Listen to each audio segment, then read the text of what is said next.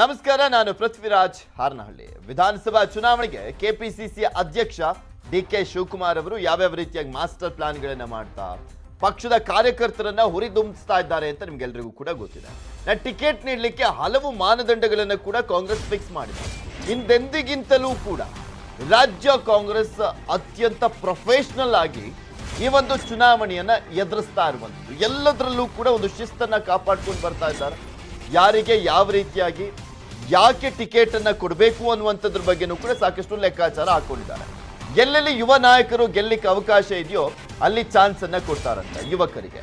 ದಕ್ಷಿಣ ಕನ್ನಡ ಭಾಗದಲ್ಲಿ ಗೆಲುವು ಸಾಧಿಸಲಿಕ್ಕೆ ಹೊಸದಾದಂತಹ ಪ್ಲಾನ್ ಅನ್ನ ಕೂಡ ಮಾಡಲಾಗಿದೆ ಅಂತ ನ್ಯೂಸ್ 18ಗೆ ಡಿಕೆ ಶಿವಕುಮಾರ್ ಅವರು ಎಕ್ಸ್ಕ್ಲೂಸಿವ್ ಆಗಿ ಹೇಳಿಕೆಯನ್ನ ಕೊಟ್ಟಿದ್ದಾರೆ.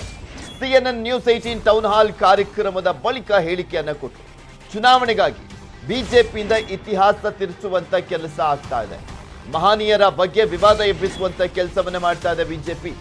ಭಾವನಾತ್ಮಕವಾಗಿ ಮತಗಳನ್ನ ಪಡೆಯಲಿಕ್ಕೆ ಬಿಜೆಪಿ ಹೊರಟಿದೆ ಅಂತ ಡಿಕೆ ಶಿವಕುಮಾರ್ ಅವರು ಹೇಳಿದ್ರು.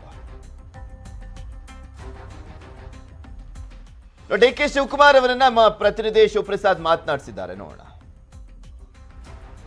ಕೆಪಿಸಿಸಿಯ ಅಧ್ಯಕ್ಷರು ಕಾಂಗ್ರೆಸ್ ಪಕ್ಷದ ಟ್ರಬಲ್ ಶೂಟರ್ ಆದಂತಹ ಡಿಕೆ ಶಿವಕುಮಾರ್ ಅವರು CNN ನ್ಯೂಸ್ 18ನ ಟೌನ್ ಹಾಲ್ ಕಾರ್ಯಕ್ರಮದಲ್ಲಿ ಭಾಗಿಯಾಗಿದ್ರು. ಸರ್, ಈಗ ಏನೇ ಒಂದು ಟೌನ್ ಹಾಲ್ ಕಾರ್ಯಕ್ರಮದಲ್ಲಿ ಭಾಗಿಯಾಗಿದ್ರ, ಇದು ದೇಶದಾದ್ಯಂತ ಪ್ರಸಾರ ಆಗುತ್ತೆ ಕಾರ್ಯಕ್ರಮ. ಇಲ್ಲಿ ತಾವು ಭಾಗಿಯಾಗಿ ತಮ್ಮ ಪಕ್ಷದ ಒಂದು ಸಿದ್ಧಾಂತಗಳಾಗಿರ್ಬೋದು, ಮುಂದೆ ಜನತೆಗೆ ಏನೆಲ್ಲ ಭರವಸೆಗಳು ಕೊಡ್ತೀರಾ, ಜೊತೆಗೆ ಒಂದು ಬಿಜೆಪಿ ಪಕ್ಷದ ಒಂದಷ್ಟು ಏನು ಭ್ರಷ್ಟಾಚಾರ ಇವೆಲ್ಲವನ್ನೂ ಕೂಡ ಮಾತಾಡಿದ್ರ. ಇದು ಇಡೀ ದೇಶದಾದ್ಯಂತ ಪ್ರಸಾರ ಆಗುತ್ತೆ. ಸೊ ಚುನಾವಣೆ ಟೈಮಲ್ಲಿ ಇಂತಹ ಒಂದು ಕಾರ್ಯಕ್ರಮ ತಮ್ಗೆ ಹೇಗೆ ಯೂಸ್ ಆಗುತ್ತೆ?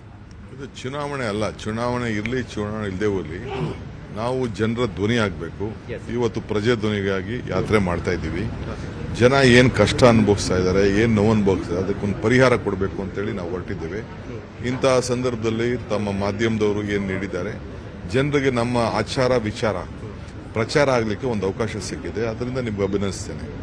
ಸರ್, ಈಗ ಎಲ್ಲಾ ಕಡೆ ಯುವ ನಾಯಕರಿಗೆ ಟಿಕೆಟ್ ಕೊಡುವಂತಹ ನಿಟ್ಟಿನಲ್ಲಿ ಚರ್ಚೆಗಳು ನಡೀತಾ ಇದೆ. ಕಾಂಗ್ರೆಸ್ ಪಕ್ಷ 2023ರ ಚುನಾವಣೆಗೆ ತಮ್ಮ ಯುವ ನಾಯಕರುಗಳಿಗೆ ಟಿಕೆಟ್ ಕೊಡುವಂತಹ ವಿಚಾರದಲ್ಲಿ ಹೇಗೆ ಒಂದು ಡಿಸಿಷನ್ ತೆಗೆದುಕೊಳ್ಳುತ್ತೆ?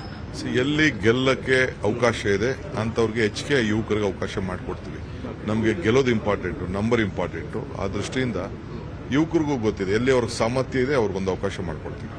ಸರ್, ಇನ್ನ ದಕ್ಷಿಣ ಕನ್ನಡ ವಿಚಾರ ಮಾತಾಡ್ತಾಗ ತಾವು ಹೇಳಿದ್ರ ನಾವೊಂದು ಹೊಸ ಸ್ಟ್ರಾಟಜಿನ ಬಳಸ್ತಾ ಇದೀವಿ ಅಂತ, ಏನು ಅಂತ ಹೇಳ್ಬೋದಾ ಸರ್? ಏನಿಲ್ಲ, ಅಲ್ಲಿ ಉದ್ಯೋಗ ಸೃಷ್ಟಿ ಮಾಡಬೇಕು, ವಲಸೆ ಹೋಗೋದನ್ನು ತಪ್ಪಿಸ್ಬೇಕು, ಅಲ್ಲಿ ಮನಃಶಾಂತಿ ಕೊಡಬೇಕು, ಕೋಮು ಗಲಭೆಗೆ ತಡೆ ಹಾಕಬೇಕು. ಅಲ್ಲಿ ಪ್ರಚೋದನೆ ಏನಿದ್ದಾರೆ ಅಲ್ಲಿ ಒಂದು ನಾವು ಅವರು ಭಾವನೆ ಮೇಲೆ ಬಿಜೆಪಿ ರಾಜಕಾರಣ ಮಾಡ್ತಾವ್ರೆ, ಎಮೋಷನ್ಸ್ ಸೆಂಟಿಮೆಂಟ್ ಮೇಲೆ. ನಾವು ಬದುಕಿನ ಮೇಲೆ ನಾವು ರಾಜಕಾರಣ ಮಾಡ್ತೀವಿ. ಭಾವನೆಗೂ ಬದುಕಿಗೂ ವ್ಯತ್ಯಾಸ. ನಮಗೆ ಜನಕ್ಕೆ ಹೊಟ್ಟೆ ತುಂಬಬೇಕು, ಕೆಲಸ ಸಿಗಬೇಕು, ಅವ್ರಿಗೆ ಎಲ್ಲ ಸಮಸ್ಯೆ ಶಾಂತಿಯಿಂದ ಇರಬೇಕು ಅವ್ರಿಗೆ. ಈಗ ನೋಡಿ, ಅಷ್ಟೊಂದು ಇಂಜಿನಿಯರಿಂಗ್ ಮೆಡಿಕಲ್ ಕಾಲೇಜಸ್ ಇದೆ, ಎಲ್ಲ ಹೊರಗಡೆ ಹೋಗ್ತಾ ಇದ್ದಾರೆ. ಈಗ ಅಡ್ಮಿಷನ್ಸ್ ಮಾಡೋಕ್ಕೆ ಹಿಂದೆ ಮುಂದೆ ನೋಡ್ತಾ ಇದ್ದಾರೆ. ಈಗ ಮೊನ್ನೆ ಗ್ಲೋಬಲ್ ಇನ್ವೆಸ್ಟರ್ಸ್ ಮೀಟ್ ನಡೀತು. ಯಾರು ಬಂದು ಶಿವಮೊಗ್ಗದಲ್ಲಾಗ್ಲಿ, ಉಡುಪಿಲಾಗ್ಲಿ, ಮಂಗಳೂರಲ್ಲಾಗ್ಲಿ ಯಾರು ಉದ್ಯೋಗ ಸೃಷ್ಟಿ ಮಾಡ್ಲಿಕ್ಕೆ ಯಾರು ಮುಂದೆ ಬರಲೇ ಇಲ್ಲ. No one came forward. ಈ 10 ಲಕ್ಷ ಕೋಟಿ ರೂಪಾಯಿ ಬಂಡವಾಳ ಹಾಕ್ತೀನಿ ಅಂತ ಹೇಳಿ ಗ್ಲೋಬಲ್ ಇನ್ವೆಸ್ಟರ್ಸ್ ಮೀಟಿಂಗ್ ಆಯ್ತು. ಹೇಳಿ, ಯಡಿಯೂರಪ್ಪನವರಾಗ್ಲಿ, ಈಶ್ವರಪ್ಪ ಆಗ್ಲಿ, ಕಟೀಲ್ ಆಗ್ಲಿ ಹೇಳಿ, ಮಂಗಳೂರಲ್ಲಿ ಉಡುಪಿಲಿ ಎಷ್ಟು ಬಂತು ಇನ್ವೆಸ್ಟ್ಮೆಂಟ್ ಅಂತ. Why it is not coming? This is the reason. ನಾವು ಅದಕ್ಕೆ ತಡೆ ಮಾಡಬೇಕು. ಇತಿಹಾಸ ತಜ್ಞರವರು ಮಾತಾಡ್ತಾ ಹೇಳ್ತಿದ್ರು, ಇತಿಹಾಸವನ್ನ ರಾಜಕೀಯಕ್ಕಾಗಿ ಜೊತೆಗೆ ಮಹಾನ್ ಪುರುಷರ ಒಂದು ಜೀವನ ಚರಿತ್ರೆಗಳನ್ನ ತಿರುಚುವಂತ ಕೆಲಸ ಆಗ್ತಾ ಇದೆ. ಜಾತಿ ಧರ್ಮದ ಮೇಲೆ ಒಂದು ರಾಜಕೀಯವಾಗಿ ಬಳಕೆ ಮಾಡ್ಕೊಳ್ಳಾಗ್ತಾ ಇದೆ ಇತಿಹಾಸವನ್ನ ಅನ್ನುವಂತ ಒಂದು ಆರೋಪವನ್ನ ಮಾಡಿದ್ರು ಪಕ್ಷದ ಮೇಲೆ. ತಾವೊಬ್ರು ಏನ್ ಹೇಳ್ತೀರಿ ಸರ್, ಒಬ್ಬ ಪಕ್ಷದ ಅಧ್ಯಕ್ಷರಾಗಿ? ಬಿಜೆಪಿ ಅಜೆಂಡಾ ಇದೆಯಲ್ಲ, ಹಿಸ್ಟ್ರಿ ಕಾಂಟ್ ಬಿ ಚೇಂಜ್. ಅವ್ರಿಗೆ ಏನೇನೋ ಎಲ್ಲ ಚೇಂಜ್ ಮಾಡ್ತಾರೆ. ಈಗ ಬಸವಣ್ಣಂದು ಚೇಂಜ್ ಮಾಡಕ್ ಹೋದ್ರು, ಕುವೆಂಪು ಚೇಂಜ್ ಮಾಡಕ್ ಹೋದ್ರು, ಶಿವಕುಮಾರ್ ಸ್ವಾಮಿಗಳದ್ದು ಹೋದ್ರು. ಹಂಗೆ ಎಲ್ಲ ನಾಯಕರುಗಳ, ರಾಷ್ಟ್ರೀಯ ನಾಯಕರುಗಳ ಏನು ಒಂದು ಇತಿಹಾಸ ಇದೆ ಅದನ್ನ ಅವರು ಬದಲಾವಣೆ ಮಾಡ್ಲಿಕ್ಕೆ ಪ್ರಯತ್ನ ಮಾಡ್ತಾರೆ. ಮಾಡಕ್ಕಾಗಲ್ಲ. ಈಗ ಗೋವಿಂದ್ ಅವರು ಪ್ರೆಸಿಡೆಂಟ್ ಆಫ್ ಇಂಡಿಯಾ ಬಂದ್ರು, ಈ ಅಸೆಂಬ್ಲಿಲಿ ಮಾತಾಡಿದ್ನ ಬದಲಾವಣೆ ಮಾಡಕ್ಕಾಗ್ತದ? ದಾಖಲೆ ಉಳ್ಕೊಂಡಿದೆ. ಕರ್ನಾಟಕದ ಇತಿಹಾಸ ಬಗ್ಗೆ ಅವ್ರು ಮಾತಾಡಿದ್ದಾರೆ. ಅದನ್ನೇ ಇವ್ರು ಬದಲಾವಣೆ ಮಾಡಕ್ ಹೋಗ್ತಾ ಇದ್ದಾರೆ ಅಂತಂದ್ರೆ ಇದೊಂದು ನೀಚ ರಾಜಕಾರಣ. Thank you sir. ಸೊ ಇದು ಕೆಪಿಸಿಸಿ ಪಕ್ಷದ ಅಧ್ಯಕ್ಷರಾದಂತಹ ಡಿ ಕೆ ಶಿವಕುಮಾರ್ ಅವರ ಒಂದು ಮಾತುಗಳು. ಏನಂದ್ರೆ ದಕ್ಷಿಣ ಭಾಗದಲ್ಲಿ ಬೆಂಗಳೂರು ದಕ್ಷಿಣ ಕನ್ನಡ ಭಾಗದಲ್ಲಿ ನಾವು ವೀಕ್ ಇದ್ದೇವೆ, ಅಲ್ಲಿಗೆ ಯಾವ ರೀತಿಯಾಗಿ ಈ ಮುಂಬರುವಂತಹ ಚುನಾವಣೆಯಲ್ಲಿ ಒಂದು ಸ್ಟ್ರಾಟಜಿಯನ್ನ ಕೂಡ ಮಾಡಿದೀವಿ ಅಂತ ಅದನ್ನ ಕೂಡ ಹೇಳಿದ್ರು. ಜೊತೆಗೆ ಬಿಜೆಪಿ ಪಕ್ಷ ಒಂದು ಧರ್ಮದ ಮೇಲೆ ಜೊತೆಗೆ ಇತಿಹಾಸವನ್ನ ತಿರುಚುವಂತ ಕೆಲಸ, ಇತಿಹಾಸದಲ್ಲಿರುವಂತಹ ಮಹನೀಯರ ಒಂದು ಜೀವನವನ್ನ ತಿರುಚುವಂತ ಕೆಲಸವನ್ನ ಮಾಡ್ತಾ ಇದೆ.